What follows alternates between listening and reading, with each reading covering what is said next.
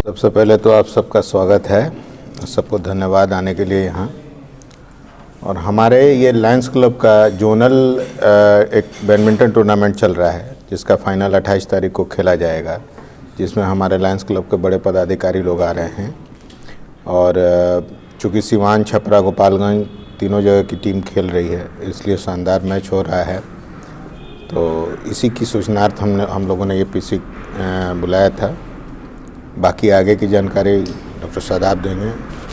21 जनवरी शनिवार के दिन इसकी शुरुआत की गई थी और छपरा से 4 टीम थी। इसमें छपरा से 4 टीमें हैं, गोपालगंज ज़िले से 4 टीमें और सीवान ज़िला से 4 टीम, सीवान लायंस क्लब की 4 टीम है। तो टोटल कुल 12 टीमें हैं इंटर जोनल बैडमिंटन लीग में।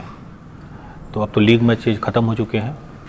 26 जनवरी कल क्वार्टर फाइनल मैच है, 27 जनवरी शुक्रवार के दिन सेमीफाइनल है और 28 जनवरी को हम लोगों ने फाइनल मैच का प्रोग्राम रखा है। सर टाइमिंग क्या होगा? सामाजिक कार्यों से फाइनल मैच का टाइमिंग है कितने बजे? टाइम शाम 6 बजे से सभी मैच शाम 6 बजे से शुरू हो सामाजिक जाते कार्यों से हैं। जुड़ा हुआ है सर, तरह सोशल काम। ये अचानक से खेल प्रतियोगिता कराने के पीछे क्या बहुत इम्पोर्टेंट सवाल है, एक इम्पोर्टेंट सवाल है और मैं एक्सपेक्ट भी कर रहा था इस सवाल का।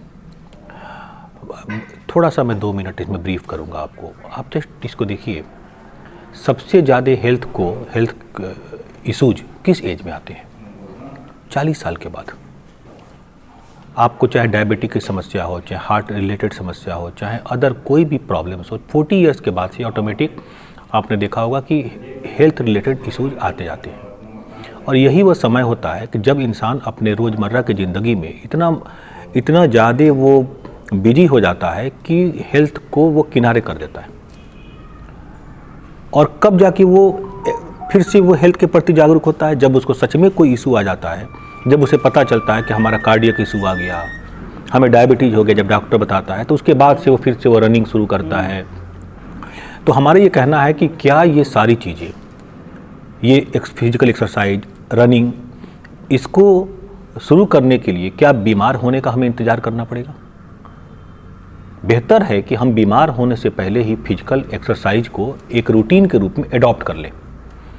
ये एक मैसेज है। आप देखिए इस टूर्नामेंट में जितने भी प्लेयर्स खेल रहे हैं सब एबव 40 के प्लेयर्स हैं, 40 साल से उम्र के ज़्यादा के प्लेयर हैं। एक मैसेज स्प्रेड करना है कि 40 साल का मतलब जीवन का अंत नहीं होता है कि अब हम 40 ईयर्स के हो गए तो लोग क्या कहेंगे।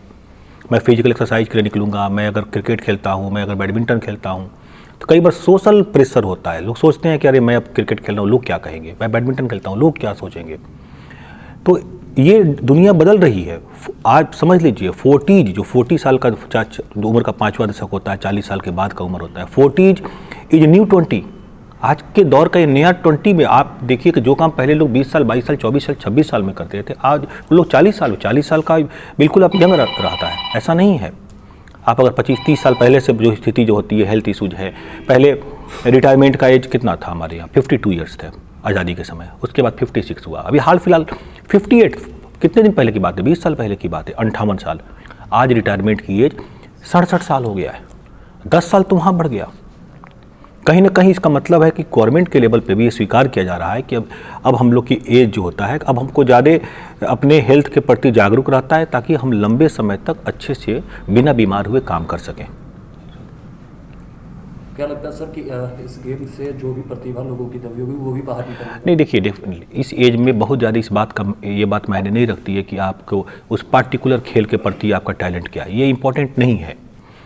इस एज में हर एज का एक अलग डिफिनीसन होता है। जब आप 20 साल के होते हैं तो उस पर टैलेंट का मतलब अलग होता है, उसमें कामयाबी का मतलब भी अलग होता है।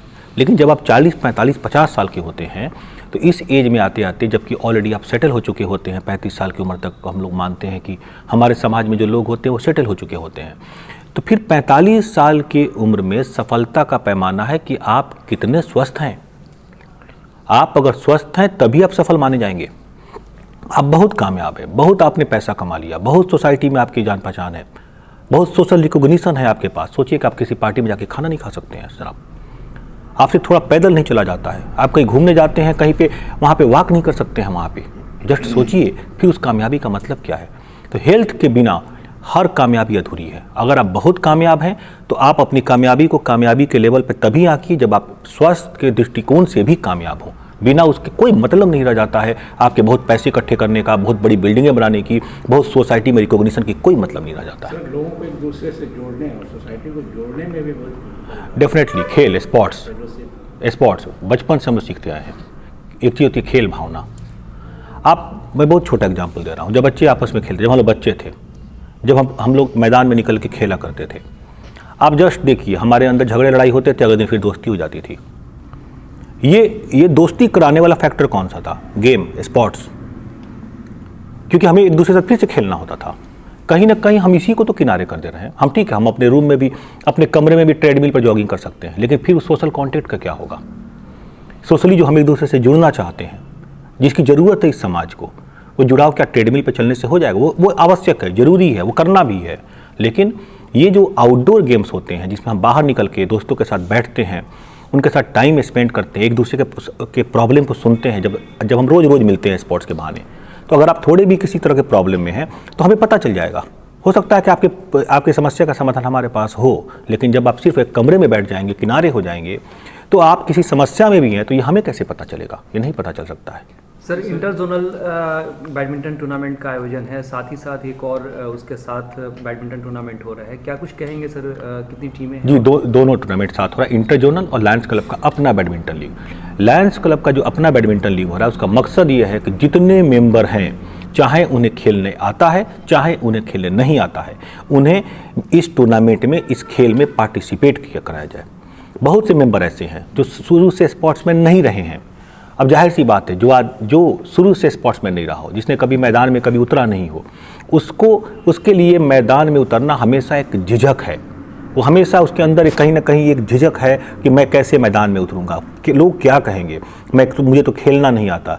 इस झिझक को तोड़ना है। इस झिझक को तोड़ने के लिए लायंस क्लब का अपना बैडमिंटन टूर्नामेंट कराया जा रहा है। सर, फेलोशिप, एंटरटेनमेंट और प्लस फिटनेस तीनों का संदेश देगा ये टूर्नामेंट? Definitely fellowship. जब भी हम आपस में मिलते हैं किसी एक के उद्देश्य को लेकर, तो ये अपने आप में एक फेलोशिप होता है। इंटरटेनमेंट, खेल हमेशा इंटरटेनमेंट का एक सोर्स रहा है। और दूसरा एक सामाजिक जुड़ाव, हेल्थ, ये सारे के सारे चीज़ें आपको सिर्फ एक कार्यक्रम से आपके पास आपकी पूर्ति कर देंगे। क्या लगता है सर, ये इससे बड़ा आयोजन भी आप करते हैं? बिल्कुल। कभी भी आप कोई भी काम करते हैं, अगर वो कामयाब होता है तो कहीं ना कहीं आपके मनोबल को एक बूस्टअप मिलता है। और ये तय है कि दुनिया का रूल भी है। आज आपके एक जनरेशन पहले ने जो घर बनाया, आपका जो घर होगा उससे बढ़िया होगा। अगर ये टूर्नामेंट कराया गया है, ये टूर्नामेंट अगर कामयाब है, तो अगले साल जो भी टूर्नामेंट कराया जाएगा वो इससे शानदार होगा। ये अभी आपने डॉक्टर शादाब साहब के ज़रिए तमाम बातें सुनी।